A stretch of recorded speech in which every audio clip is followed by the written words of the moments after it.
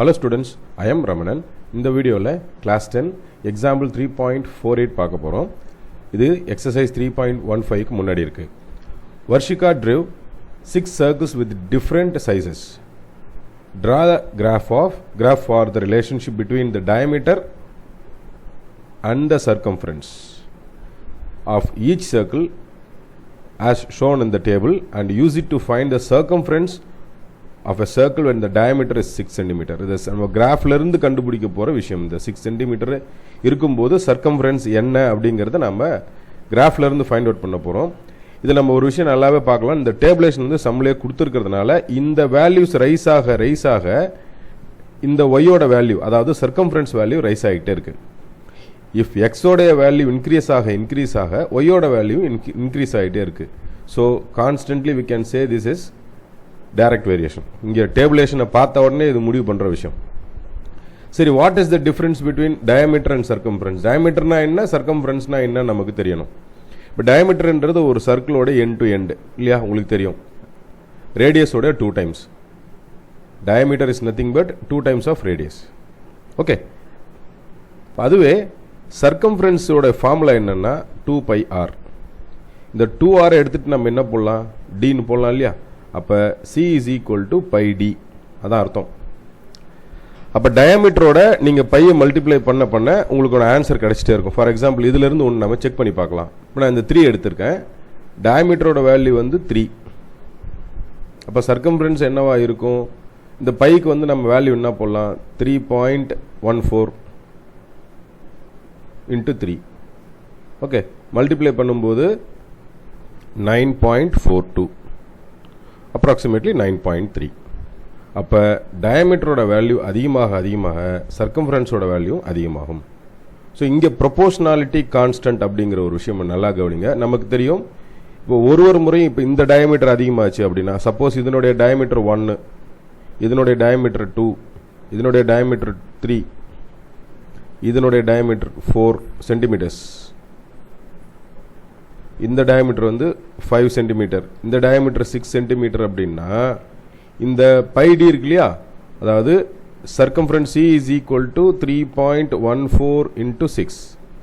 Okay, இப்படி ஒன்றா consider பண்ணிட்டு வரும்போது நிச்சயமாக 6th சர்க்கிளினுடைய வேல்யூ வந்து அதிகமாக தான் இருக்கும், அதாவது சர்க்கம்ஃபரன்ஸ் அதிகமாக தான் இருக்கும். But in times of the particular value இந்த சென்ஸ் எல்லாமே பாருங்கன்னா 3.1ல வச்சு மல்டிப்ளை ஆகுது.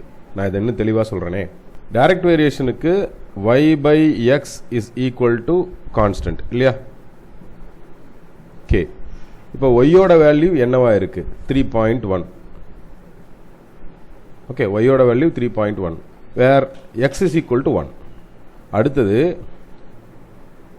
y ஓட வேல்யூ 6.2 from the table, இங்க இருந்தா எடுக்கிறேன், equal to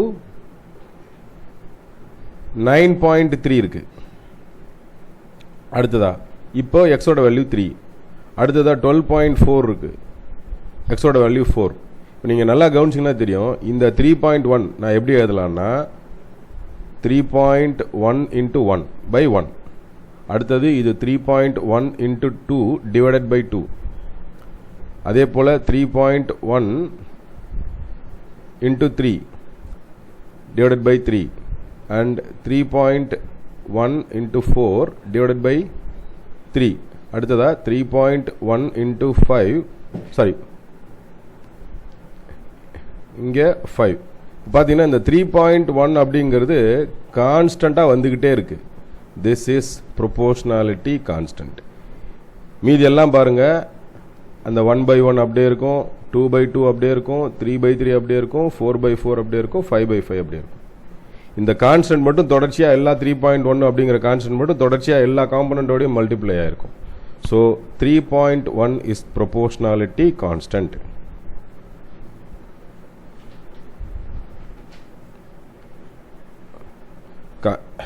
கிராஃப் ஆஃப் வேரியேஷனுக்கு இது ரொம்ப முக்கியம்.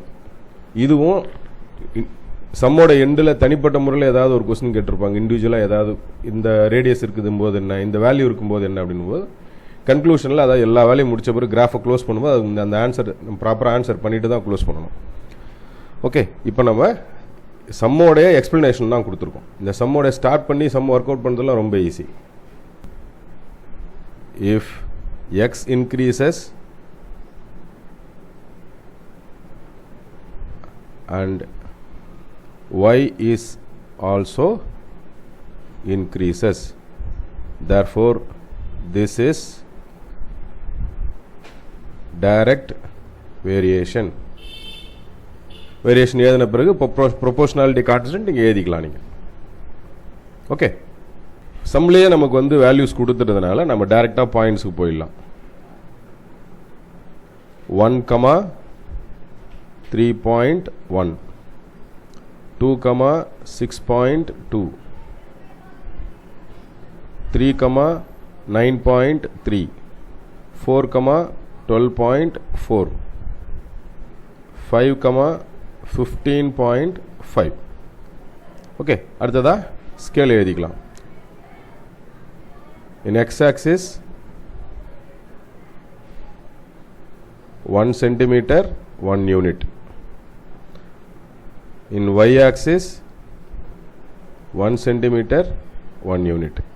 ஏன்னா எல்லாமே டெசிமலில் வர்றதுனால நம்ம வேல்யூஸ் கொஞ்சம் எக்ஸாக்டாக கிராஃப்லேருந்து ஆன்சர் எடுக்கணும்னா இந்த மாதிரி போடுறதுனால தான் கொஞ்சம் கஷ்டம் தான். ஏன்னா நமக்கு எவ்வளோ இருக்குது, நம்மளை மைனஸில் வேல்யூஸ் இல்லாததுனால ஒய் ஆக்சிஸை எக்ஸ் ஆக்சிஸ் நல்லா கீழே இறக்கி போட்டுக்கலாம் கிராஃப் ஷீட்டில்.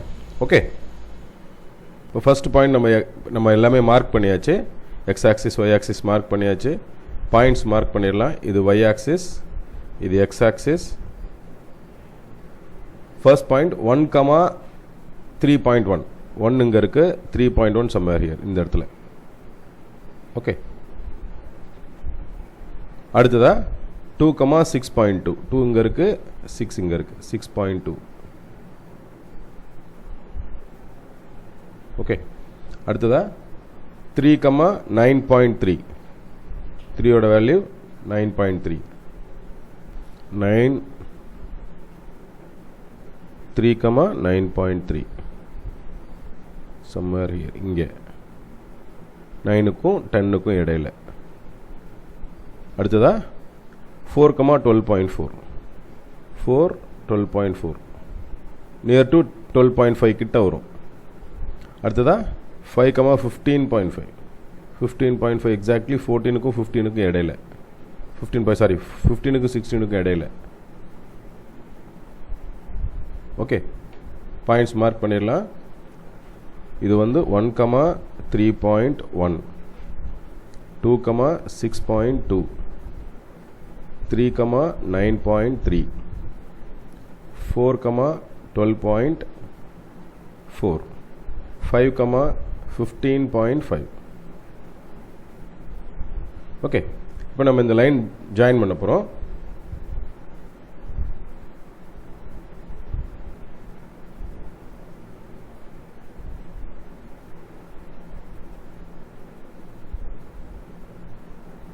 ஓகே, நம்ம கரெக்டாக வரைஞ்சாச்சு. இப்போ இது இந்த லைன் பார்த்தீங்கன்னா கிராஃப் வரைஞ்சாச்சு. இப்போ இந்த கிராஃபில் வந்து அந்த ப்ரொபோஷனாலிட்டிக்கான இந்த லைனுக்கான ஈக்குவேஷன், அதாவது y இஸ் ஈக்குவல் டு எல்லா வேல்யூமே 3.1ஆல் மல்டிப்ளை ஆகிட்டே இருக்குன்னு நான் சொன்னேன் இல்லையா. இந்த வேல்யூ வந்து எக்ஸ். அப்போ இந்த ஈக்குவேஷன் என்ன, y is equal to 3.1x. Okay, எல்லாமே இப்படி தான் இந்த டைம்ஸ் ஆஃப் 3.1 தான் ரைஸ் ஆகிட்டே இருக்கு. ஓகே, அப்போ அடுத்தடுத்த வேல்யூஸ் நம்ம ஈஸியாக போட்டுற முடியும். இது எல்லாமே இனி நீங்கள் எத்தனை வேல்யூ போட்டாலும் இந்த 3.1ஆல் மல்டிப்ளை பண்ணிக்கலாம். எக்ஸோட வேல்யூ நீங்கள் அதிகப்படுத்திட்டு போக போக ஒய்யோட வேல்யூ அதிகமாகிட்டே இருக்கும். Because y is depend variable and x is independent variable. நம்ம இன்ட்ரோடக்ஷன் கிளாஸ்லேயே பார்த்தோம். இப்போ சம்மில் இருந்து ஒரு கொஸ்டின் கேட்டிருக்காங்க. இப்போ டயமீட்டர் 6ன்னும் போது அதனுடைய வேல்யூ என்ன நம்ம கண்டுபிடிக்கணும் இல்லையா. டயமீட்டர் 6ல் நம்ம ஒரு லைன் போடலாம். க்ரீன் கலரில் லைன் போடுறேன், ஆல்மோஸ்ட் ஹியர். ஓகே, அடுத்ததா இந்த பக்கம். ஸோ கிட்டத்தட்ட இது எங்கே வருதுன்னா 18.65, 18.6 கிட்ட வருது. ஸோ அப்போ இது வந்து டயாமீட்டரை வச்சு நம்ம கண்டுபிடிக்கிற விஷயம் இல்லையா. சம்மில் கொடுத்துருக்காங்க டயாமீட்டர் 6ஆக இருக்கும்போது அதனுடைய சர்க்கம்ஃபரன்ஸ் என்னவா இருக்கும் அப்படின்னு. Okay, so from the graph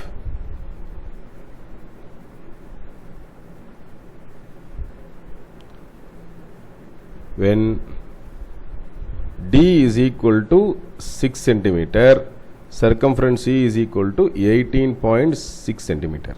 Okay, இது கன்க்ளூஷன். ஏன்னா நம்ம இந்த கிராஃப்ல இருந்து கேட்குற கொஸ்டின் நீங்கள் வந்து அந்த கால்குலேஷன் பாக்ஸு கீழே அந்த இடத்துல எழுதிக்கோங்க.